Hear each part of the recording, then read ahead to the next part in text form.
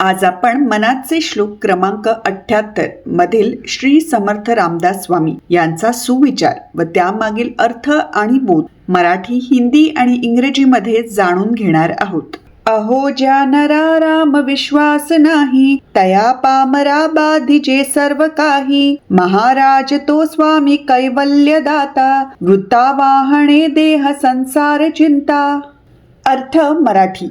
या श्लोकात रामदास स्वामींनी मनाने कसे आचरण करावे याबद्दल सांगितले आहे की ज्या व्यक्तीचा प्रभू श्री रामावर विश्वास नाही, त्या दुर्दैवी मनुष्याला सर्व प्रकारच्या बाधा त्रास देतात.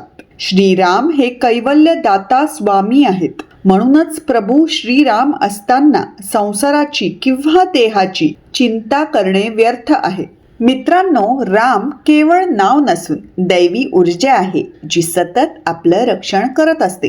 नियमित ईश्वराचं नामस्मरण केल्याने आपली चित्तवृत्ती व विचार शुद्ध होतात. या शुद्धीकरणाने आपल्या आयुष्यात येणारी देहरूपी व संसाररूपी संकटे हळूहळू दूर होऊ लागतात. म्हणूनच विश्वासाने व श्रद्धेने सतत ईश्वर नामस्मरण करत राहावं. नामस्मरणाचा मार्ग पुढे आपल्याला मोक्षापर्यंत घेऊन जातो.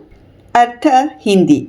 इस श्लोक में रामदास स्वामी जी ने मन को कैसा आचरण करना चाहिए इसके बारे में बताया है कि जो व्यक्ति भगवान श्री राम में विश्वास नहीं करता, उस दुर्भाग्यशाली इंसान को हर तरह की परेशानियां पीड़ा देती है. श्री राम कैवल्य के दाता है, इसलिए जब भगवान श्री राम हो तो संसार या शरीर की चिंता करना व्यर्थ है. दोस्तों, राम सिर्फ एक नाम नहीं है बल्कि एक दिव्य शक्ति है जो लगातार हमारी रक्षा करती है. नियमित रूप से भगवान का नाम जपने से हमारा मन और विचार शुद्ध हो जाता है. इस शुद्धि से हमारे जीवन में आने वाली शारीरिक और सांसारिक परेशानियां धीरे धीरे खत्म होने लगती है. इसलिए व्यक्ति को विश्वास और भक्ति के साथ लगातार भगवान का नाम जपना चाहिए. नामस्मरण का मार्ग हमें मोक्ष की ओर ले जाता है.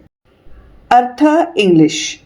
Person who does not believe in Lord Rama, that unfortunate person is tormented by all kinds of troubles. Lord Rama is the bestower of liberation.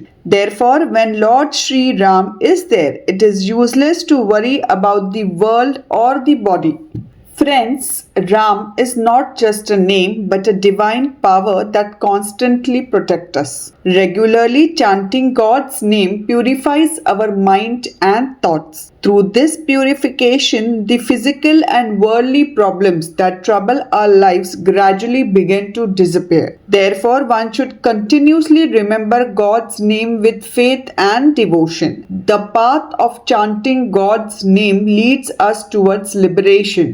तर मित्रांनो, आजचा हा व्हिडिओ तुम्हाला आवडला असल्यास हे संस्कार व सुविचार लोकांपर्यंत पोहोचवण्याकरिता तो नक्की शेअर करा आणि मैत्री दोस्ती कॉर्नर हे चॅनल जरूर सबस्क्राईब करा.